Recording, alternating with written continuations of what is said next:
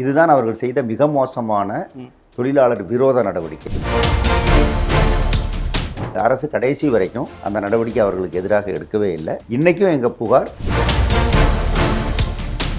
அமைதி அங்கே இல்லை, மறுபடியும் வேலை நிறுத்தம் வரும். இதுக்கடையில் 25 பேரை இடைநீக்கம் செய்து வைத்திருக்கிறார்கள்.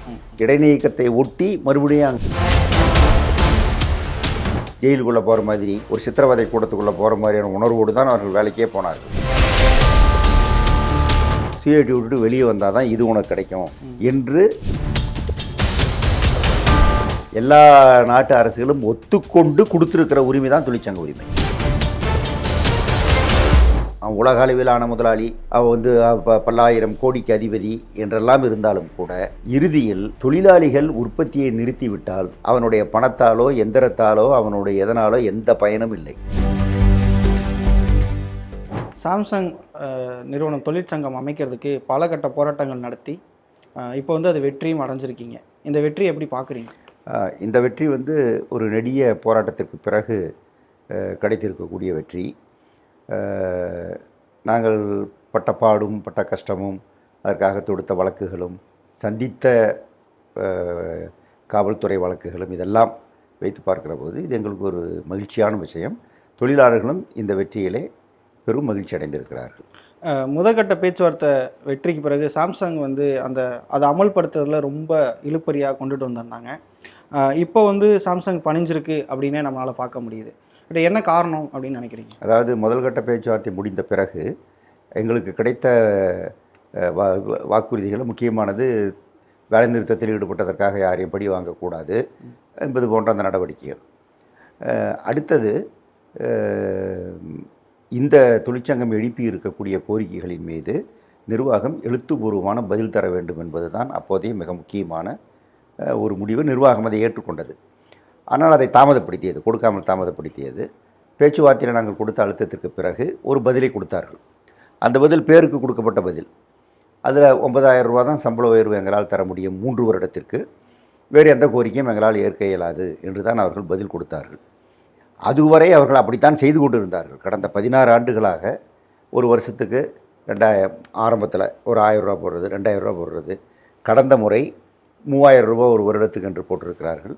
3 வருடத்திற்கு கிடைத்தது 9,000 தான். அந்த தொழிலாளி அதிகபட்சம் பெற்ற உயர்வு அதுதான் இந்த 16 வருஷத்தில். அது மிக குறைவானது, நாங்கள் ஏற்றுக்க முடியாது என்பது நம்முடைய வாதம். அதைத்தான் பேச்சுவார்த்தையில் நாங்கள் எழுப்பினோம். அந்த பேச்சுவார்த்தை நடந்து கொண்டிருந்தது. இதற்கிடையில் நிர்வாகம் இன்னொரு அமைப்பை உருவாக்கி, அவர்களுக்குள்ளே ஒரு அமைப்பை உருவாக்கி, சும்மா பேருக்கு அது ஒரு கைப்பாவை சங்கம், அதை வைத்து கொண்டு எங்கள் சங்கத்தை ஒழித்து விடலாம், சிறுமைப்படுத்தலாம், பலவீனப்படுத்தலாம், இந்த சங்கத்தில் இருக்கிற உறுப்பினர்களை அந்த அமைப்புக்கு கீழே கொண்டு போகலாம் என்றெல்லாம் முயற்சித்தார்கள். சாம்சங் நிறுவனம் இதுதான் அவர்கள் செய்த மிக மோசமான தொழிலாளர் விரோத நடவடிக்கை. Unfair labour practice ID act படி அவர்கள் அதை செய்தார்கள். ஆனால் தொழிலாளிகள் உறுதியாக, எங்கள் பக்கம் இருந்த தொழிலாளிகள் அவர்கள் பக்கம் செல்லவில்லை. என்ன நடவடிக்கை எடுத்தாலும் ஏராளமான நடவடிக்கை, துறை வாரியான இடமாற்றம், பிறகு திட்டுவது, பேசுவது, மம்மாக்கள் கொடுப்பது, இடைநீக்கம் செய்வது போன்ற ஏராளமான நெருக்கடிகளை அவர்கள் கொடுத்தார்கள். இந்த எல்லா நெருக்கடிகளையும் தொழிலாளிகள் எதிர்த்து நின்று நாங்கள் சங்கத்தின் பக்கம் நிற்போம் என்று காட்டிக்கொண்டே இருந்தார்கள். இந்த வெற்றியின் அடிப்படை அதுதான். அடுத்தது இவர்கள் என்ன செய்தார்கள் என்றால், இந்த நிர்வாகம் அவர்களோடு பேசியது போன்ற ஒரு கணக்கை சொல்லி ஒரு சம்பளத்தை அவர்களுக்கு கொடுத்து, இதை பாருங்கள், இது உங்களுக்கு கிடைக்க வேண்டும் என்றால் நீங்கள் கையெழுத்து போட வேண்டும், சிஐடியிலிருந்து வெளியேறுகிறேன் என்று, அந்த அமைப்பில் உறுப்பினர் ஆகிறேன் என்று நீங்கள் கையெழுத்து போடணும். அப்புறம் அதில் நிறைய கண்டிஷன்ஸு, நீங்கள் மறுபடியும் சிஐடிக்கு போகவே மாட்டோம், சிஐடியில் உறுப்பினர் ஆகவே மாட்டோம், ஆனால் எங்கள் மீது நடவடிக்கை எடுக்கலாம் என்றெல்லாம் இவங்க எழுதி வாங்கி கொண்டு ஒரு சிறு பிரிவுக்கு கொஞ்சம் காசையெல்லாம் அவர்கள் கொடுத்தார்கள். அதே மாதிரி 3 லட்சம் ரூபாய் லோன், இன்ட்ரெஸ்ட் ஃப்ரீ லோன் அவர்களுக்கு கொடுத்தார்கள். சிஐடியில் இருந்து யாரையாவது அந்த அமைப்புக்கு கொண்டு வருவதற்கு முயற்சித்து நான் கொண்டு வந்து விட்டேன் என்று யாராவது ஒருவரை பற்றி சொன்னால் கூட அதுக்கு ஒரு 10,000 ரூபா பரிசு. இப்படியெல்லாம் அங்கே இருக்கிற அதிகாரிகளுக்கும் அங்கே இருக்கிற அந்த கைப்பாவை சங்கத்தவர்களுக்கும் அவர்கள் வந்து செய்து கொண்டிருந்தார்கள். இதெல்லாம் கடுமையான நெருக்கடியை தொழிலாளிகள் கொடுத்து கொண்டிருந்தது. அந்த சங்கம் வந்து சிஐடிக்கு எதிரான சங்கம் ஒரு அமைக்கப்பட்ட ஆமாம் சங்கம். ஆமாம். ஆனா இந்த வெற்றி வந்து இப்போ அனைத்து தொழிலாளர்களுக்குமான ஒரு வெற்றியா தானே ஆமாம் ஆமாம். அது நிர்வாகத்தின் கைப்பாவை சங்கம், அது நிர்வாகத்தினுடைய கையாள் சங்கம் அது. இப்போ வந்து நிர்வாகம் அவர்களை வைத்துக்கொண்டு அதுதான் சங்கம் என்று ஆக்க வேண்டும் என்று முடிச்சுட்டார்கள். இப்போ நாங்கள் அடைந்திருக்கிற வெற்றி பணம் எங்களுக்கு ரெண்டாவது. எவ்வளோ பணம் கிடைக்குதுங்கிறதெல்லாம் வந்து இன்றைக்கி வாங்கலாம், நாளைக்கு போராடி வாங்கலாம். ஆனால் சங்கம், இந்த சங்கத்தில் தான் பெரும்பான்மை உறுப்பினர் இருக்கிறார்கள். இந்த சங்கத்தோடு பேசி எல்லோருக்கும் ஒரு தொகையை போட்டால் தான், இந்த சங்கத்தவர்களுக்கு ஒரு தொகையை போட்டால் தான். தொகைனா என்ன? எந்த அண்டர்டேக்கிங்கும் இல்லாமல், அடிமை சாசனமும் இல்லாமல், நான் இப்படி இருப்பேன் அப்படி இருப்பேங்கிற மாதிரியான அடிமை சாசனம் எதுவும் இல்லாமல் இந்த சம்பளத்தை வாங்கியதும் பெரும்பான்மை தொழிலாளிகள் இந்த பக்கம்தான் இருக்கிறார்கள் என்று ஒத்துக்கொள்ளத்தக்க விதத்திலே எங்கள் முன்னால், அமைச்சர் முன்னால் எங்களோடு அமர்ந்து அவர்களும் கையெழுத்து போட்டு நாங்களும் கையெழுத்து போட்டு ஒரு உடன்படிக்கை, ஒரு அட்வைஸ் வந்திருக்கிறது. அதுதான் இதில் இருக்கிற வெற்றி. சிஐடியு இல்லை என்று அவர்கள் சொல்லி கொண்டிருந்தது, அது முடிந்து விட்டது. அந்த அத்தியாயம் முடிந்து விட்டது. சிஐடியு இங்கே இருக்கிறது. அதுதான் பதிவு செய்யப்பட்ட ஒரே சங்கம் என்பது இந்த உடன்படிக்கை மூலமாக உறுதிப்பட்டிருக்கிறது. அதுதான் இதனுடைய மகத்தான வெற்றி, பெரும் வெற்றி. இப்போ வந்து அரசு இந்த விஷயத்தில் எப்படி அணுகுனாங்க? ஏன்னா இதுக்கு முன்னாடி பல விமர்சனங்கள் வந்து அரசு மேலே நீங்கள் வச்சுட்டு இருந்தீங்க. இப்போ இந்த விஷயத்தில் அரசு எப்படி? அதாவது அரசு வந்து இந்த ஒரு வருஷத்தில் 30 பேச்சுவார்த்தை முடிஞ்சு 31வது பேச்சுவார்த்தை தான் அமைச்சருக்கு முன்னாடி நடந்தது. இத்தனை பேச்சுவார்த்தை இதில் நடக்க வேண்டிய அவசியமே இல்லை. ஏன்னா நிர்வாகம் பண்ணுவது தப்பு. நிர்வாகம் தொழிற்தகராறு சட்டத்தின்படி எப்படி தப்பு செய்கிறார்கள் என்று நாங்கள் 3 புகார் கொடுத்துருக்கோம். 3 புகார் ஸ்பெசிஃபிக்காக குறித்து கொடுத்துருக்குறோம். அதன் மீது அவர்கள் நடவடிக்கை எடுத்திருந்தாலே நிர்வாகம் பணிந்திருக்கும். ஆனால் தொழிலாளர் துறை அதை தாமதப்படுத்தி கொண்டே இருந்தது. இதுவரைக்கும் அதன் மீது நடவடிக்கை இல்லை. 1. 2 நிறுவனம் கான்ட்ராக்ட் தொழிலாளிகளை சட்டவிரோதமாக உற்பத்தியில் ஈடுபடுத்துகிறது. கான்ட்ராக்ட் தொழிலாளி நீங்கள் தோட்ட தொழிலுக்கு லோடிங் அன்லோடிங்கு நீங்கள் வைத்துக்கொள்வது என்பது லைசன்ஸ் தருகிறார்கள், வைத்துக்கொள்ளலாம். லைசன்ஸ் அதற்குத்தான் வாங்கி இருக்கிறார்கள். ஆனால் உற்பத்தியில் பயன்படுத்துகிறார்கள். இது மிக மிக மோசமான விதிமீறல், சட்டமீறல். இதுக்கு கடுமையான நடவடிக்கை அரசு எடுக்கணும். ஆனால் எடுக்கலை. ஏன்னா அவன் பயந்துக்குவான், அவன் கம்பெனி தூக்கிட்டு போயிடுவான், வேறு முதல் வராது, மூலதனம் வராது. பிறகு எதுக்கு இந்த நாட்டில் சட்டம்னு ஒன்று இருக்கணும்? அதுதான் நாங்கள் எழுப்பி கொண்டு இருந்த கேள்வி. எதுக்கப்புறம் இந்த நாட்டில் சட்டம் இருக்கணும்? சட்டத்தை பின்பற்றாத ஒரு அரசுக்கு, தொழிற்சாலைக்கு இங்கே என்ன வேலை என்று தான் நாங்கள் கேட்டோம். ஆனால் அரசு கடைசி வரைக்கும் அந்த நடவடிக்கை அவர்களுக்கு எதிராக எடுக்கவே இல்லை. இன்றைக்கும் எங்கள் புகார் அரசுக்கு முன்னால், தொழிலாளர் துறைக்கு முன்னால், ஃபேக்ட்ரிஸ் இன்ஸ்பெக்டர்களுக்கு முன்னால் நிலுவையில் இருக்கிறது. அரசு அதில் அழுத்தம் கொடுத்துருக்குமானால் எப்போதோ இந்த பிரச்சனை முடிந்திருக்கும். ஆனால் அரசு அதில் ஒன்றும் அழுத்தமே கொடுக்கல. முடிஞ்சால் பார்ப்போம், ஒரு வேளை மெஜாரிட்டி தொழிலாளிகள் அங்கிருந்து இந்த கைப்பாவை சங்கத்திற்கு விட்டால் அதோடு பிரச்சனை ஒளிந்து விடும் என்று அரசு கருதியதா என்று எனக்கு தெரியவில்லை. ஆனால் அரசினுடைய அந்த போக்குங்கிறது எங்களுக்கு உடன்பாடானதாக இல்லை. இல்லை, போன முறை அமைச்சர்களை சந்திக்கிறதுல ரொம்ப சிரமம் ஏற்பட்டது. இப்போ பேச்சுவார்த்தைன்றது அமைச்சர்களோட நடந்தது. அரசு தரப்பு என்ன சொன்னாங்க? அதாவது 30 பேச்சுவார்த்தை நடந்தது. 30 பேச்சுவார்த்தையில் முடியாமல் இது போய்கிட்டே இருக்குது. இடையில ஒரு வேலை நிறுத்தம் நடந்தது, அதாவது உள்ளிருப்பு வேலை நிறுத்தம் நடந்தது. பிறகு வெளியே நாங்கள் வந்தோம். இந்த சம்பவங்கள்லாம் நடந்தது. இதெல்லாம் பார்த்த பிறகு அரசுக்கு அமைதி அங்கே இல்லை, மறுபடியும் வேலை நிறுத்தம் வரும். இதுக்கடையில் 25 பேரை இடைநீக்கம் செய்து வைத்திருக்கிறார்கள். இடைநீக்கத்தை ஒட்டி மறுபடியும் அங்கே தகராறும் பிரச்சனையும் வரும் என்பதெல்லாம் அரசுக்கு புரிந்தது. அரசுக்கு புரிந்த பிறகு அவங்க என்ன பண்ணுறாங்கன்னாக்கா, அந்த கட்டத்தில் 30 பேச்சுவார்த்தை நடந்து முடிஞ்சு ஒன்றும் நடக்கலைன்னு ஆன பிறகு அமைச்சர் சரி என் முன்னிலையில் வாங்கல் என்று கூப்பிடுகிறார். அவர் முன்னிலையில் போன பிறகு தான் சின்ன சின்ன பிரச்சனைகள் ஏற்கனவே பேசியதுக்கு மேலே தீர்க்க வேண்டியிருந்தது. அதையெல்லாம் தீர்த்து அமைச்சர் ரைட்டு, இப்படி நீங்கள் 2 பேரும் ஒத்துக்கிட்டு போகணுங்கிற மாதிரி ஒரு முடிவு சொன்னார். அதை நாங்கள் ஏற்றுக்கிட்டோம். நிர்வாகம் ஏற்றுக்கொள்ள வேண்டிய நிலை ஏற்பட்டது, ஏற்றுக்கொண்டார்கள்.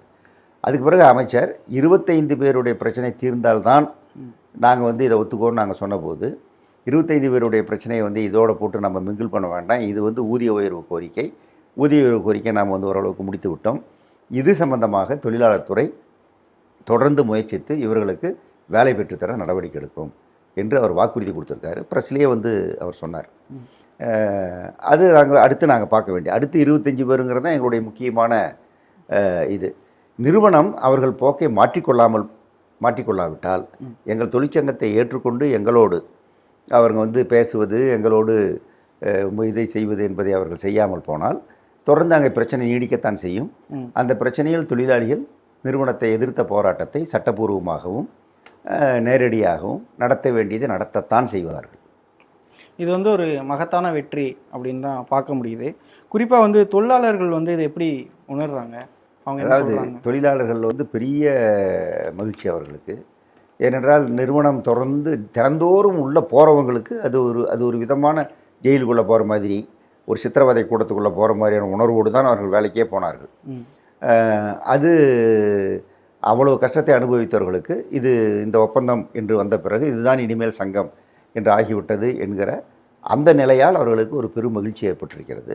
ரொம்ப உற்சாகமாக நேற்று அவர்கள் அதை கொண்டாடினார்கள், எல்லாம் செய்தார்கள். அடுத்து வந்து ஏற்கனவே நிறுவனத்தினுடைய மிரட்டலுக்கு பயந்து அல்லது நிறுவனம் உங்களுக்கு லீவு வேணும்னு ஒருத்தர் கேட்குறாருன்னு வைங்களேன், நெருக்கடியில் எனக்கு லீவு வேணும், அல்லது எங்கள் அப்பா உடம்பு சரியில்லை, அம்மா உடம்பு சரியில்லை, அவங்களுக்கு இன்சூரன்ஸ் ஃபார்மில் நீங்கள் கையெழுத்து போடணும், இந்த மாதிரி நெருக்கடியோடு நிறுவனத்திடம் கையெழுத்து கேட்டு போகின்றவர்களுக்கு இதில் கையெழுத்து போட்டால் தான், சிஐடி விட்டுட்டு வெளியே வந்தால் தான் இது உனக்கு கிடைக்கும் என்று அவனுடைய நெருக்கடியே கஷ்டத்தை சிஐடிக்கு எதிராக பயன்படுத்தி கொண்டு சில பேரிடம் கையெழுத்தெல்லாம் வாங்கினார்கள். இவங்க வாங்கியிருக்காங்க. அப்படிலாம் தான் கொஞ்சம் கணக்காடிக்கிட்டு இருக்காங்க.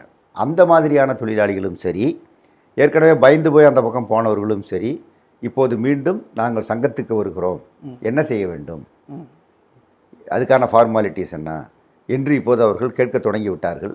நேற்று நைட்டில் இருந்த நூற்றுக்கணக்கானவர்கள், அவங்க ஒரு 500-600 பேர் அந்த பக்கம் இருக்கிறதா சொல்கிறாங்க. நூற்றுக்கணக்கான பேர் அங்கிருந்து இங்கே இப்போது இடம் மாறி வந்து விடுவார்கள். அதுதான் நடக்கும். இப்போ வந்து இந்த வெற்றி வந்து மக்களுக்கு, தொழிலாளர்களுக்கு, சிஐடி இல்லாமல் மற்ற தொழிலாளர் சங்கத்துகளுக்கு என்ன சொல்லுது இந்த செய்தி? அதாவது தொழிற்சங்கங்கிறது வந்து இந்தியாவை பொறுத்தவரையில் உலகத்தில் எல்லா நாடுகள்லையுமே சட்டப்பூர்வமாக ஏற்கப்பட்ட ஒரு அமைப்பு. தொழிற்சங்கம் என்பது தொழில் அமைதிக்கு மிக மிக அவசியமான ஒரு அமைப்பு. அத்தனை தொழிலாளர்களுடைய கருத்துக்களையும் ஒருமுகப்படுத்தி ஒன்றாக்கி அவர்களுக்கான ஒரு பிரதிநிதித்துவத்தை தொழிற்சங்கம் செய்கிற போது தொழில் அமைதியை வந்து காப்பாற்ற முடியும். இல்லைன்னா அங்கே வந்து அராஜகம்தான் இருக்கும்.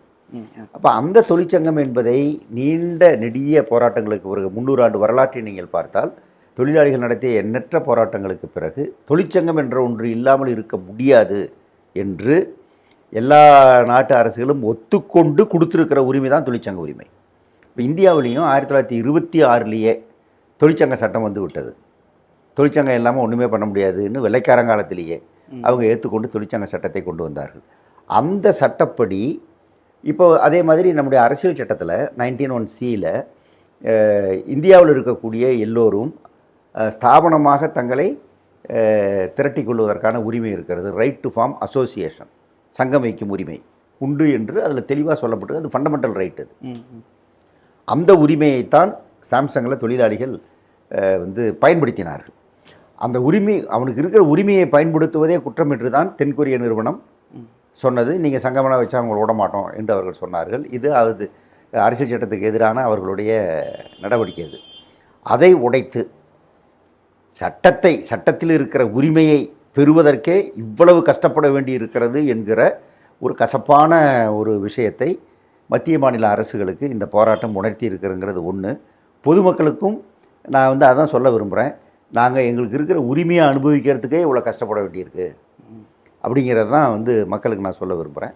இப்போ இந்த என்னதான் முயற்சி பண்ணாலும், எவ்வளோ பெரிய முதலாளியாக இருந்தாலும், அவன் உலக அளவிலான முதலாளி, அவன் வந்து பல்லாயிரம் கோடிக்கு அதிபதி என்றெல்லாம் இருந்தாலும் கூட இறுதியில் தொழிலாளிகள் உற்பத்தியை நிறுத்திவிட்டால் அவனுடைய பணத்தாலோ எந்திரத்தாலோ அவனுடைய எதனாலோ எந்த பயனும் இல்லை. உற்பத்தி இல்லாமல் போனால் ஒன்றும் இல்லை. அந்த உற்பத்தி தொழிலாளி கையில் இருக்கிறதே தவிர முதலாளி கையில் இல்லை. முதலாளி ஒன்றுபட்டு நிறுத்திவிட்டால் முதலாளி மண்டியிடத்தான் வேண்டும். அதைத்தான் சாம்சங் தொழிலாளிகள் மீண்டும் ஒரு முறை நிரூபித்திருக்கிறார்கள். இறுதியில் தொழிலாளி வெற்றி பெறுவான் என்பதுதான் இந்த போராட்டத்தின் செய்தி. அதற்கு முன்னால் அவர்கள் சில கஷ்ட நஷ்டங்களை அனுபவிக்க வேண்டி வரலாம். அதற்கு தொழிலாளிகளோ தொழிற்சங்க இயக்கமோ பயப்படாது, பின்வாங்காது, உறுதியாக நெஞ்சு நிமிர்த்தி அதை எதிர்த்து நின்று அவர்கள் சாதிப்பார்கள் என்பதைத்தான் இந்த போராட்டம் காட்டுகிறது. ரொம்ப நன்றி தோழர்.